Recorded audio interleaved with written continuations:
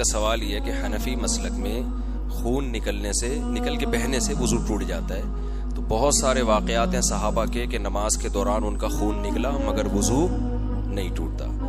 پہلی بات تو یہ کہ بہت سارے واقعات نہیں ہیں, ایک واقعہ مجھے صحیح سند کے ساتھ یاد پڑتا ہے. یہ جو آپ نے کہا کہ نماز کے دوران ان کی ٹانگ کاٹ دی گئی, تو یہ تو ویسے ہی عقل کے خلاف ہے نا. پوری ٹانگ نماز کے دوران کون کاٹ سکتا ہے کسی کی؟ یہ واقعہ ہے کہ صحابہ کو نماز کے دوران تیر لگا, یہ صحیح حدیث ہے, اور تیر لگ کے بہتا رہا ہے خون اور وہ نماز پڑھتے رہے ہیں. یہ واقعہ صحیح ہے. اس پر ایک بہت بڑا اشکال ہوتا ہے کہ وہ ان کا تو وضو نہیں ٹوٹا تو حنفیوں کا کیوں ٹوٹ جاتا ہے؟ ٹھیک ہے نا. اس کا جواب یہ کہ اس حدیث یہ بالاتفاق منسوخ ہے.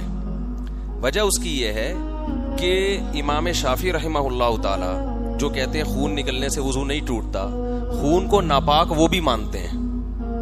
خون بہرحال کیا ہے, کیونکہ قرآن میں اس کو ناپاک قرار دیا ہے, اور قرآن میں آتا ہے کہ وَثِيَابَكَ فَطَهِّرْ کہ اپنے کپڑوں کو پاک رکھیں. نماز میں طہارت اور کپڑوں کا پاک رکھنا یہ تو قرآن سے ثابت ہے. اللہ بغیر طہارت کے نماز قبول نہیں کرتے. تو سب سے بڑا اشکال ان صحابی پر یہ ہوتا ہے کہ چلو خون نکلنے سے فرض کر لیتے ہیں وضو نہیں ٹوٹا, لیکن وہ خون کپڑوں پہ تو لگا نا, کپڑے ناپاک ہو گئے.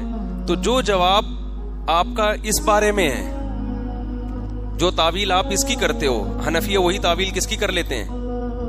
ظاہر ہم یہ کہتے ہیں ان صحابی کو یا تو علم نہیں تھا کہ خون ایک ناپاک چیز ہے, یہ علم نہیں تھا ان کو, کیونکہ اسلام جو مسائل کا علم ہے وہ تو آہستہ آہستہ پھیل رہا تھا نا. بہت سے صحابہ کو بہت سی چیزیں معلوم نہیں تھی. ان کا یہ خیال تھا کہ خون ناپاک نہیں ہے اور اس کے نکلنے سے وضو نہیں ٹوٹتا. تو ان کا خیال پوری امت پہ حجت نہیں ہے, کیونکہ اگر آپ اس حدیث کو مانو گے تو پھر آپ کو یہ بھی ماننا پڑے گا کہ خون کیا ہے, پاک ہے, جبکہ اس کا کوئی بھی قائل نہیں ہے.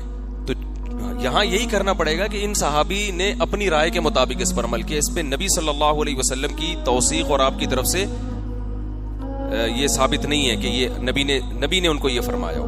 اور رہا یہ کہ حنفیہ جو اس کے قائل ہیں کہ خون نکلنے سے وضو ٹوٹتا ہے, اس کی مضبوط دلیل ہے, صحیح حدیث ہے کہ ایک صحابیہ نبی کے پاس آئیں اور کہا کہ مجھے بہت زیادہ بلیڈنگ ہوتی ہے, یعنی حیض کے علاوہ بھی ہوتی ہے. تو آپ نے فرمایا انما ذالک دم عرق, یہ ایک رگ کا خون ہے, لہذا جب بھی یہ نکلے تو آپ وضو کر لیا کریں.